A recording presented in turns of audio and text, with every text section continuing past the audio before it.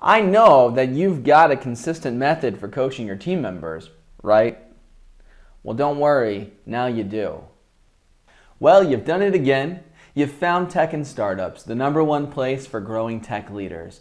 So you're going to want to hit that subscribe button, hit the bell to make sure you don't miss another update. In this episode, you're going to hear from executive coach to technology leaders, Jennifer Tu. She's going to give us her methodology for coaching her reports, even those who resist coaching, and a couple of tips for coaching yourself. This conversation was recorded at the latest Tech and Startups conference. Let's roll the clips. Okay, cool. So I'm so excited to have Jennifer Tu.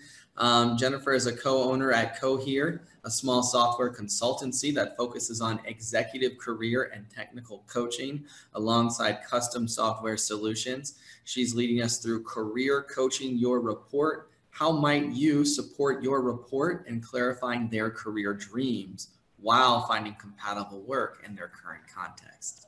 Take it away, Jennifer. All right. Thanks so much, Alex, for having me here. So first, a little bit more about myself. When I first started in tech, for a number of years, I noticed that I would have colleagues turn to me for help around the workplace. This was back when I was an IC, an individual contributor as a software engineer. And at the time, I thought it was kind of fun to get asked for advice. But after a while, I realized that everyone was really interested in getting my perspective. And after one performance review season, when over half the department asked me to write their peer review, I finally accepted that this should probably become an official part of my career.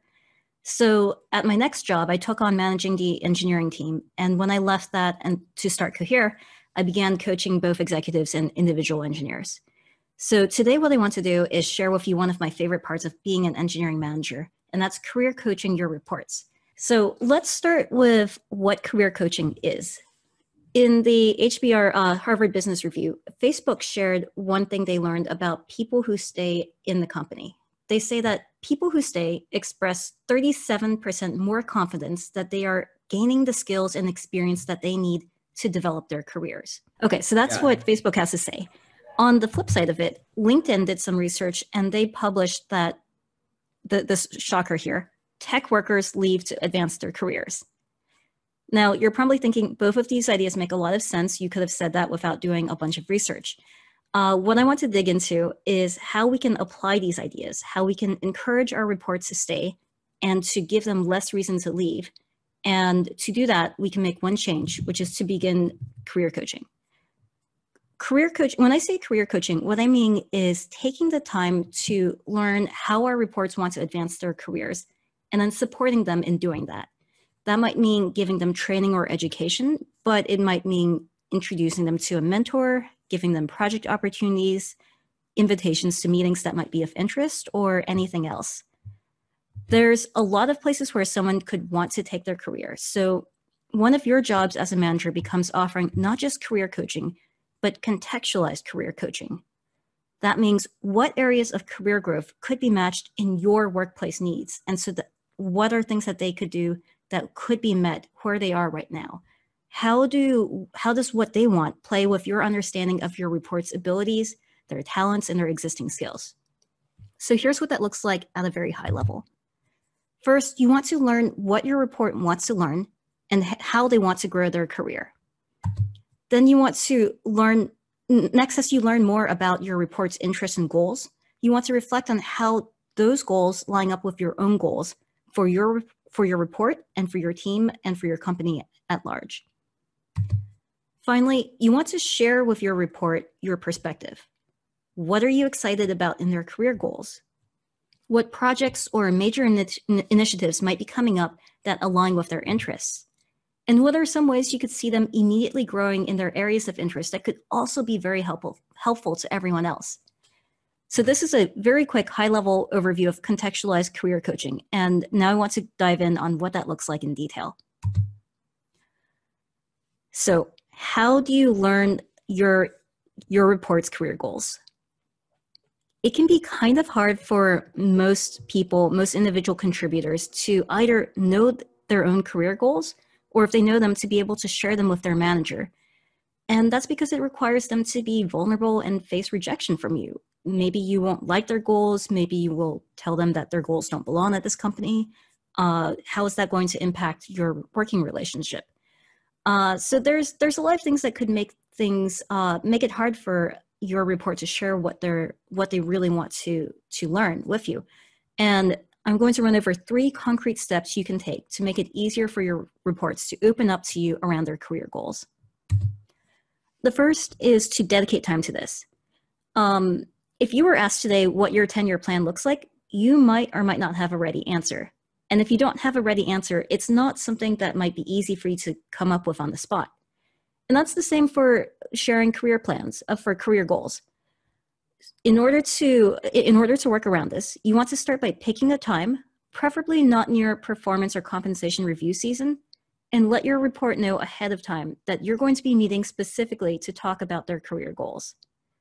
And if it's the first time you've done this with your report, make it clear that you're doing this with your entire team, so your report doesn't feel on the spot or singled out. As part of informing your report of your intent for a future one-on-one to discuss their career goals, write down questions you know you are likely to ask. Make it clear that the questions you're sharing aren't something your report is required to fill out, but rather it's something you're providing so they can be prepared going into this talk with you. Even if your report walks in and says they don't have any answers, just reading the questions you've prepared ahead of time will give them a head start. Try to share no more than 3 questions and limit the scope so anyone who's writing down answers knows how much or how little scope to use. So for example, you might try asking, what is one area of professional growth you want to tackle in the next 3 months? How about the next 3 quarters or the next 3 years?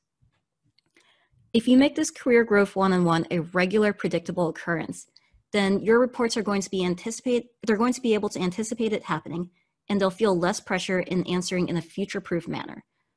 That means you'll be able to co-create action plans that have room for experimenting. Finally, as you learn your report's career goals, try to learn not more detail, but more context. So for example, a couple years ago, I had a report who was interested in learning more about security. Instead of asking, what about security do you want to learn? You could try questions like, what inspired you to first become interested in this? This helps you understand your report's career goals and gives them the perspective questions and that helps you give them the perspective questions and organizational thinking that help them accomplish those goals easier, better, and sooner. You'll be able to more easily frame how their goals might align with the organization or the team's goals if you have all that context. So finding that alignment between what your report wants to do and what your company wants to do means that you have to figure out how those career goals fit in with the company's strategy.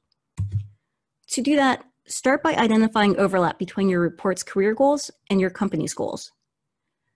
If you feel like you're at a loss for how these interests might at all overlap, you can try asking a question like, are there any features or projects you've worked on here in the last year that you felt helped you learn more about security? This will help you quickly learn what has already been aligned between your report's career goals and your company's business needs.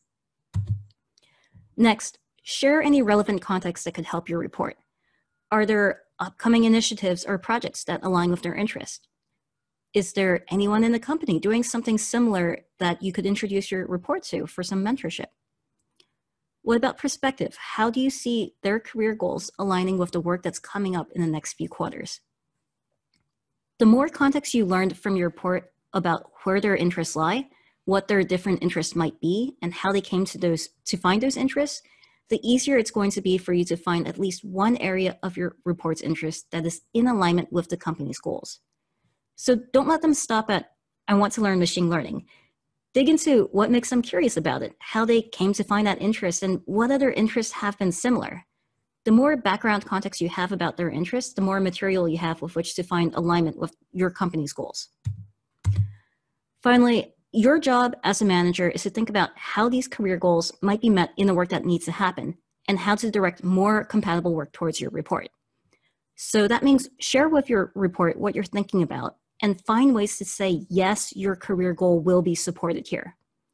So one thing you might be able to say is, hey, right now you're on a front-end compliance project. That's our big push. But one of the next projects coming up after is around third-party authentication. Is this something that matches your security interests? And do you want me to pull you into that when the time comes? Anytime you say no, it's going to make your report feel like their career is limited, even if it's not. So that means find creative ways to say yes.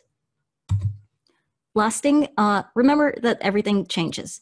Your company's goals might change, or your report's goals might change. So that means check in regularly and predictably, like once a quarter, and keep sharing your perspective of where and how you've seen them growing and future opportunities you see for their growth. All right, that was a lightning fast 10 minutes. I'm going to turn off my screen share and turn it back over to Q&A with Alex. One of Jennifer's biggest tips here is to schedule goal alignment meetings with your reports. Is this something you would consider trying? Tell me yes or no in the comments below.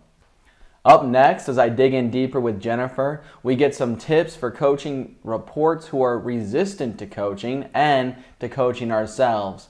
Plus, at the end of this video, I have a gift for you and you won't want to miss it.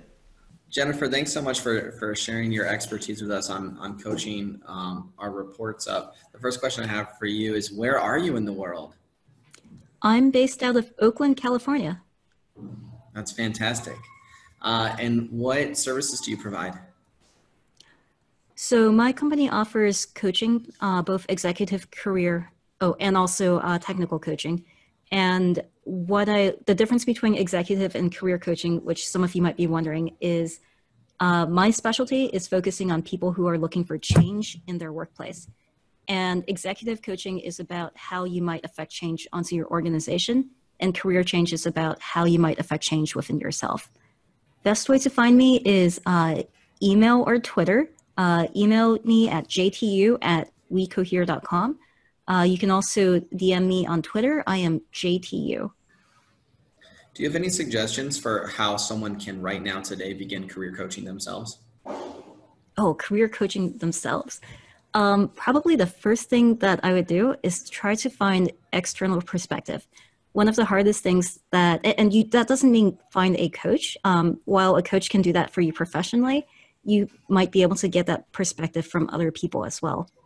Being able to see yourself the way the world sees you is one of the hardest skills that anyone can learn. And so that's a lot of what coaching in general can provide you.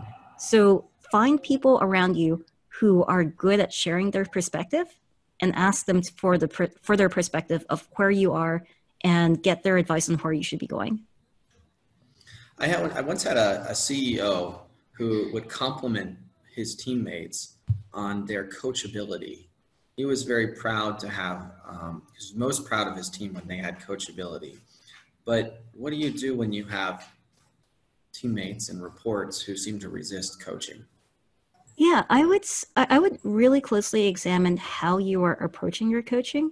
Different people respond to coaching in different ways, and you might think about what have you seen so far out of this report or this person that makes them open up, and what makes them happy, and what makes them more likely to talk a lot. So think about those kind of situations, and then try to use them in your coaching. So if someone really likes going out to coffee with their teammates, then you might try doing a walking one-on-one and do a one-on-one coffee run with your IC and see if that pulls them out. If there's a particular topic that they really enjoy talking about, assuming it's workplace appropriate, then start there and learn more about what it is that they enjoy there.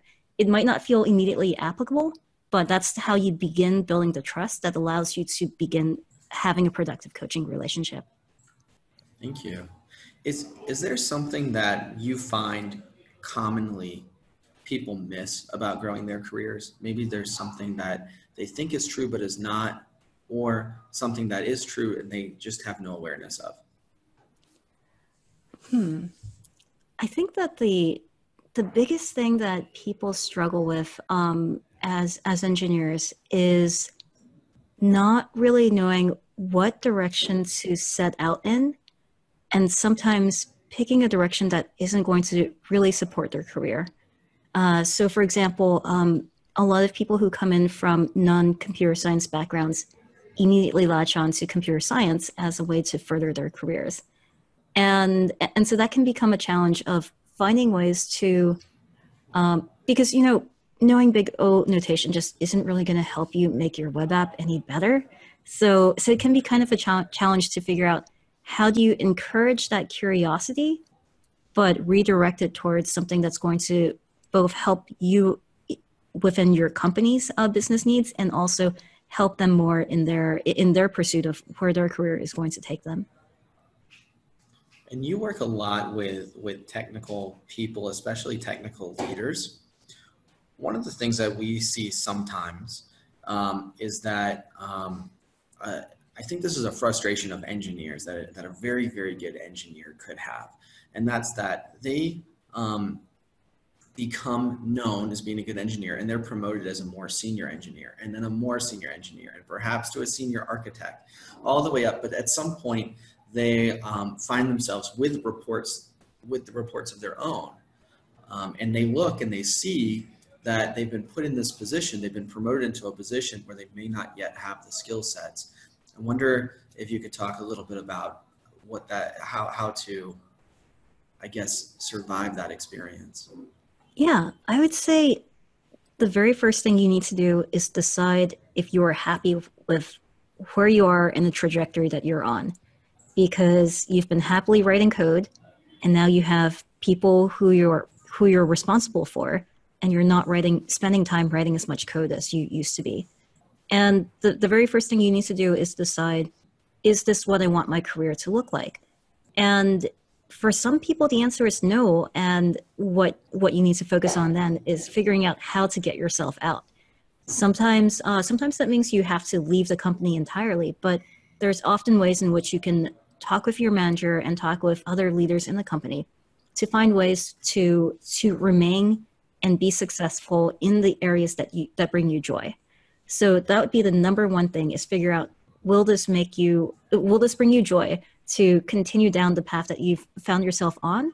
Or do you need to backtrack a little bit and figure out how to get back to the fork in the road that went the wrong way and take that other way instead? The next thing you can do is, assuming that you've taken a look and realized this is where I want to be, but even if it is the deep end of the swimming pool, is reach out and ask people for help. You can ask your manager for additional one-on-one time to get extra mentoring around how you can be tackling the problems you are. You can also reach out to other engineering managers out there in the field who might not even be at your own company, and set up coffee with one or another one, and just get as much mentoring and perspective as you can. How do direct reports handle a boss that's not keen in their career progression? It really depends on the direct report. Some direct reports might blaze their own path and find ways to align their own interests with what would be supported within the business. And so some reports are really good at figuring out what the business goals are and how to align their own interests with that, so that they can always be working on the things they want to be working on. Other direct reports might not be able to gain that knowledge as quickly or as effectively, and for those reports, they're much more likely to feel stalled out and churning in that position.